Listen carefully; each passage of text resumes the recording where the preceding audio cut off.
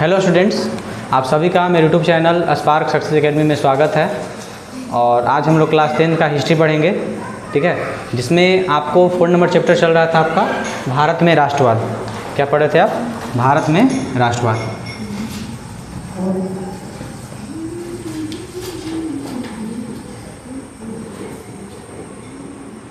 ठीक है, पिछले वीडियो में पढ़े थे कहाँ तक, है ना? इसमें आपको बताया गया था पिछले वीडियो में किसान सभा के बारे में, है ना, किसान आंदोलन के बारे में पढ़े थे, बारदोली सत्याग्रह पढ़े थे।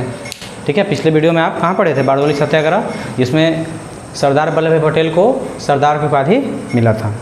देखिए, इसमें पढ़ना आपको है किसान सभा का गठन। क्या पढ़ना है? किसान सभा का गठन।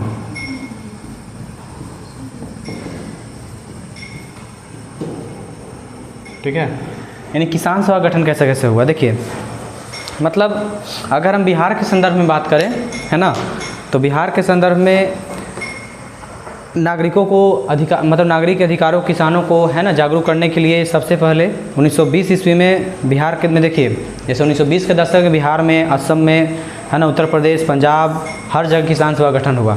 और बिहार में हम अगर बात करें तो बिहार में 1922 से 23 ईस्वी में, है ना, बिहार में 1922 से 23 ईस्वी में शाह मोहम्मद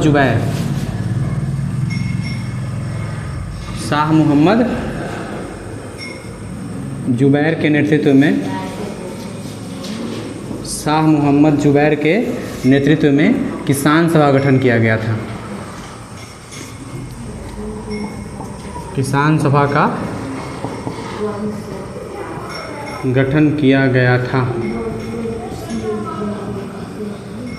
ठीक है, इसमें सबसे पहले बिहार में कहाँ पे हुआ? 1922 से 23 ईस्वी में। ठीक है, लेकिन इसको सबसे ज़्यादा शक्तिशाली आधार मिला 1928 में। 1928 में स्वामी सहजानंद सरस्वती, है ना, इसको मतलब हर जगह पे आंदोलन शुरू कर दिए। सबसे पहले देखिए, बिहार में 1922 से 23 में शाह मोहम्मद जुबैर के नेतृत्व में किसान सभा गठन किया गया। ठीक है, लेकिन इसको व्यापक रूप से शक्तिशाली आधार कब मिला? 1928 में, जब स्वामी सहजानंद सरस्वती बिहटा में, सोनपुर में, है ना, हर जगह किसान सभा का स्थापना किए। ठीक है, इसमें कहने का मतलब है कि 1928 में स्वामी सहजानंद सरस्वती बिहटा में स्थापना हुआ और 1929 में, है ना, सोनपुर में, कहाँ पे? सोनपुर में किसान सभा की विधिवत स्थापना हुआ। ठीक है, ये कहने का मतलब है कि देखिए, इसमें 1928 में सबसे पहले, है ना, उसके बाद स्वामी सहजानंद सरस्वती किए, फिर 1929 में भी सब, मतलब जितने भी, देखिए 1928 में तो देखिए स्वामी सहजानंद काम किए हैं, लेकिन 1929 में सोनपुर में, है ना, यहाँ पे जितने भी, है ना, किसान लोग थे, मतलब किसान सभा के जो प्रमुख नेता थे, सब लोग इकट्ठा होते हैं। स्वामी सहजानंद सरस्वती, है ना, मतलब सच्चिदानंद सिन्हा, बहुत सारे नेता, है ना, सोनपुर में इकट्ठा हुए और वहाँ पे 1929 में किसान सभा का विधिवत स्थापना हुआ। समझ गए? इसके बाद, है ना, याद रखिएगा, किसान, है ना, सोनपुर में 1929 में किसान सभा की विधिवत स्थापना हुई। किसान सभा की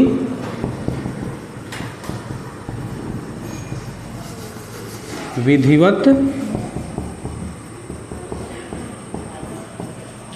स्थापना हुई। अब देखिए, सबसे पहले देखिए, बिहार का कहानी यही है आपका। 1922 से 23 में शाह मोहम्मद जुबैर के नेतृत्व में मुंगेर में हुआ किसान सभा गठन।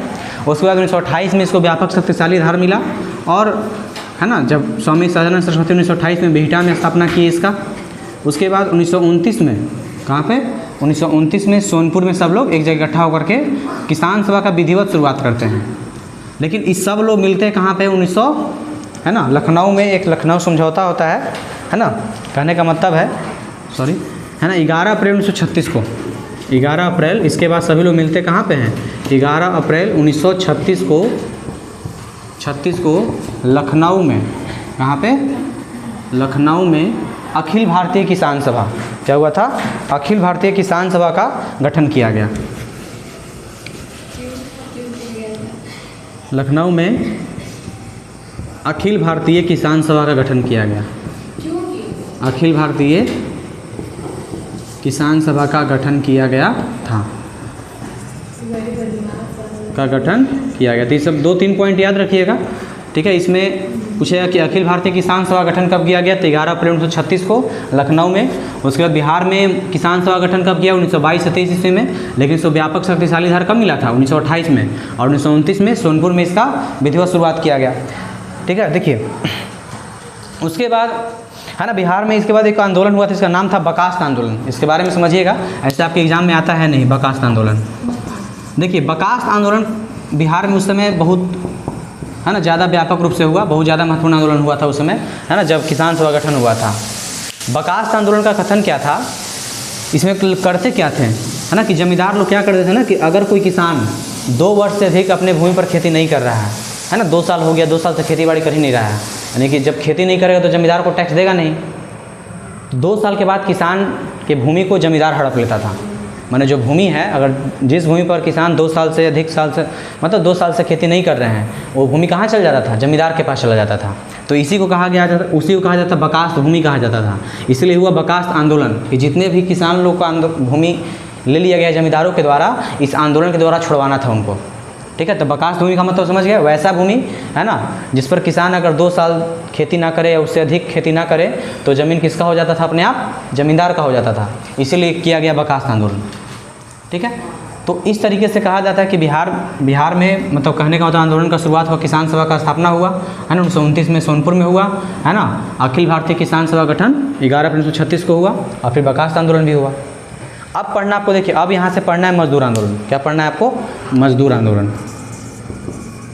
ठीक है, देखिए इसमें आपको संक्षेप में जानना है, आपको पूरा इसमें बताया नहीं जाएगा, है ना, इससे आगे का भी कहानी है लेकिन आपका सिलेबस उतना है नहीं।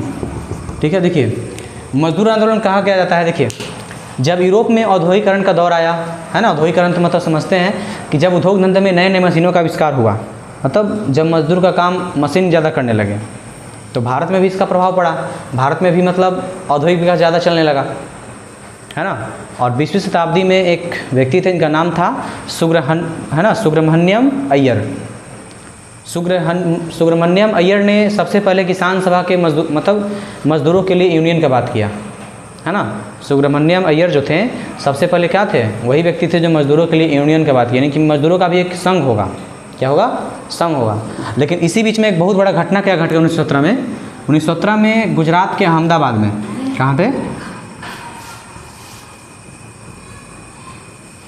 गुजरात के अहमदाबाद में एक घटना घटता क्या है, उस समय 1917 में अहमदाबाद में बीमारी चला, प्लेग बीमारी। कौन सी बीमारी चला था, प्लेग बीमारी। अब इस महामारी के कारण बहुत सारे मजदूर शहर छोड़कर जाने लगे।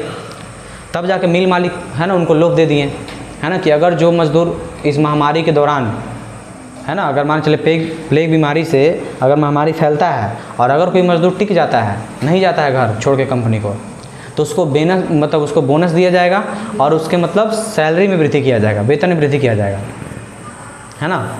और महामारी का मतलब कहने का मतलब देखिए, है ना, अब महामारी आया भी, बहुत सारे मजदूर बोनस और वेतन में वृद्धि के चलते रुक भी गए। लेकिन जब महामारी ख़त्म हुआ तो मालिक इस बात से मुकर गए, है ना, कि मतलब हम ऐसा कहे थे, है ना, कि मतलब मजदूरों को बोनस दिया जाएगा, वेतन में वृद्धि किया जाएगा, कोई ऐसा बात हम लोग बोले ही नहीं थे, मतलब देने से मुकर गए थे मिल मालिक लोग। अब हुआ का मजदूर असंतुष्ट हो गए और ऊपर से हो क्या, देखिए एक तो पहला आंदोलन मतलब पहला था कि मतलब मजदूर लोग अपने बात से मुकर, मतलब मिल मालिक थे अपने बात से मुकर गए मजदूरों को लेकर के कि बोनस देंगे, वेतन में वृद्धि करेंगे। इसके बाद क्या होता है कि दूसरा कि प्रथम विश्व युद्ध से उस समय 1917 में, है ना, प्रथम विश्व युद्ध के कारण देश में आर्थिक संकट भी चल रहा था, महंगाई बहुत अपने चरम सीमा पे था। इसीलिए यहाँ पे अब समझ रहे हैं ना कि सब आंदोलन का एक ही इलाज, सब दुख का एक ही इलाज उस समय थे गांधी जी।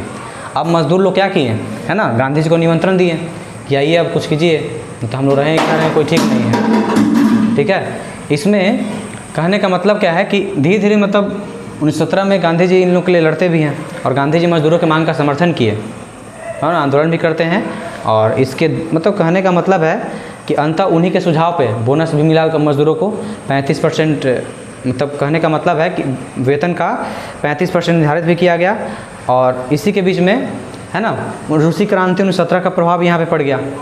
मतलब 1917 में ही आपको दूसरा चैप्टर पढ़ाए होंगे, आप लोग पढ़े ही होंगे, पढ़ाए भी थे कि रूसी क्रांति कब हुआ था, 1917 में। अब यहाँ पे गांधी जी आंदोलन कर रहे हैं मजदूरों के पक्ष में, है ना, मिल मालिक मान भी गए, लेकिन ऊपर से किसका प्रभाव पड़ा, रूसी क्रांति का भी प्रभाव पड़ा। और तब जा कर के, है ना, एक काम होता क्या है कि 31 अक्टूबर 1920, ये डेट याद रखिए, VVI पॉइंट आपका एग्जाम के लिए। 31 अक्टूबर 1920, 31 अक्टूबर 1920 को, है ना, Congress party all India trade union, है ना, 31 अक्टूबर 1920 को Congress party all India trade union, all India trade union, है ना, कांग्रेस की स्थापना किया। All India trade union Congress, Congress इसको इंग्लिश में AITUC कहते हैं, की स्थापना किया। ये पॉइंट याद रखिएगा, आपके एग्जाम के लिए भी यही है ना। अक्टूबर 1920 में Congress party all India trade union Congress का स्थापना करता है, ठीक है। तो है ना, इस तरीके से यहाँ पे मतलब कहने का मतलब है कि कांग्रेस द्वारा किसानों और श्रमिकों के लिए भी मतलब, है ना, कांग्रेस इसमें शामिल हो गया। और मजदूरों का मतलब ये संघ क्या था, देखिए इसका स्थापना इसीलिए किया गया था कि मजदूरों को कोई मतलब दिक्कत होता है, समस्या होता है, तो मजदूरों मतलब ये जो यूनियन है, ट्रेड यूनियन, है ना, क्या करेगा, मजदूरों के बात को उठाएगा। समझ गए? तो मजदूरों ने समझ गया ना कि जैसे जैसे यूरोप में औद्योगिकरण आया वैसे भारत में भी इसका प्रभाव पड़ा, है ना। और सबसे बड़ी घटना भारत में क्या घटा, 1917 में है ना, प्लेग बीमारी के कारण। लेकिन सबसे पहले अगर मजदूरों के लिए यूनियन बनाने के लिए कोई बात की तो उनका नाम क्या था, है ना, सुब्रमण्यम अय्यर इनके लिए बात किए थे। लेकिन इसी बीच 1917 में अहमदाबाद में प्लेग बीमारी की घटना घटा, जिसमें मिल मालिक बोनस और निर्धारित वेतन देने से मना करते हैं, है ना। तब जाके गांधी जी के समर्थन में मजदूर लोगों ने आंदोलन शुरू किया, है ना। और उसके बाद क्या हुआ, 1920 में Congress party all India trade union Congress की स्थापना करते हैं, ठीक है। तो ये आपका रहा कौन सा आंदोलन, मजदूर आंदोलन। इसी बीच में देखिए, जैसे कहा जाता है कि मतलब वामपंथी विचारों की लोकप्रियता भी बढ़ रहा था, है ना। और इस समय ब्रिटिश सरकार का चिंता बहुत ज़्यादा बढ़ा हुआ था। जब मतलब देखिए हर देश के हर वर्ग में, है ना, देश के कोने कोने में आंदोलन, कोई ना कोई आंदोलन हो ही रहा था। अब अंग्रेज देखिए मतलब कहने का मतलब है कि हाल ही में अंग्रेज जो थे प्रथम विश्व युद्ध से निकले थे और यहाँ भारत में भी आंदोलन चल रहा है। अंग्रेज सरकार चिंता बढ़ा हुआ है ना। और सब तरीके से अंग्रेज सरकार चाहता है कि हम आंदोलन को दबा दें, ठीक है। अंग्रेज का तो काम ही था। लेकिन इसी बीच में होता क्या है, कुछ वामपंथी नेताओं के विरुद्ध अंग्रेज सरकार षड्यंत्र रचते हैं, जिसको मतलब कहने का मतलब 1929 में एक षड्यंत्र होता है, इसका नाम है मेरठ षड्यंत्र। क्या है, मेरठ षड्यंत्र। कब हुआ, 1929 में। यानी कुछ वामपंथी नेताओं के विरुद्ध षड्यंत्र रचा गया मेरठ में। कहने का मतलब है ना, मेरठ षड्यंत्र के नाम पर देशद्रोह का मुकदमा चलाया गया, ठीक है, 1929 में। इसके बाद 1930 में क्या हुआ था आपको पता है, सविनय अवज्ञा आंदोलन चलाया गया, ठीक है, जिससे आरंभ में मजदूरों का समर्थन मिला। फिर कहने का मतलब इस तरह से मतलब 1931 में all India trade union, Hindu मजदूर संघ, यूनाइटेड ट्रेड यूनियन, कांग्रेस, तीनों संगठन विभाजित हो गया। और जवाहरलाल नेहरू, सुभाष चंद्र बोस, बहुत सारे नेताओं ने, है ना, जो मजदूर हैं उनका समर्थन भी किया, है ना। मतलब मजदूरों के पक्ष में आवाज़ उठाते रहे लगातार लोग, ठीक है। यानी कि मेरठ षड्यंत्र समझ गए, है ना, वामपंथी विचारधाराओं के विरुद्ध, ठीक है। मतलब मेरठ षड्यंत्र के नाम पर देशद्रोह का मुकदमा चलाया गया, ठीक है। इस तरीके से मतलब मेरठ षड्यंत्र हुआ आपका। और मजदूर लोग आंदोलन, मतलब मजदूरों के लिए 3-4 संघ बन गया। ऑल इंडिया ट्रेड यूनियन तो था ही, हिंदू मजदूर संघ बना, यूनाइटेड ट्रेड यूनियन बना। इस सब मुख्य काम यही था। जवाहरलाल नेहरू, सुभाष चंद्र बोस, सब लोग, है ना कोई यूनियन से जुड़े हुए थे। और इस सब का मुख्य काम क्या था, मजदूरों के बात को आगे बढ़ाना। ये समझ रहे हैं, ठीक है। देखिएगा इसके बाद, ठीक है, देखिए इसके बाद आपको पढ़ना है जनजातीय आंदोलन। कौन सा आंदोलन है, जनजातीय आंदोलन। देखिए किसान सभा का गठन पढ़ लिए, है ना। उसके बाद पढ़े मजदूर आंदोलन। अब क्या पढ़ना है, जनजातीय आंदोलन।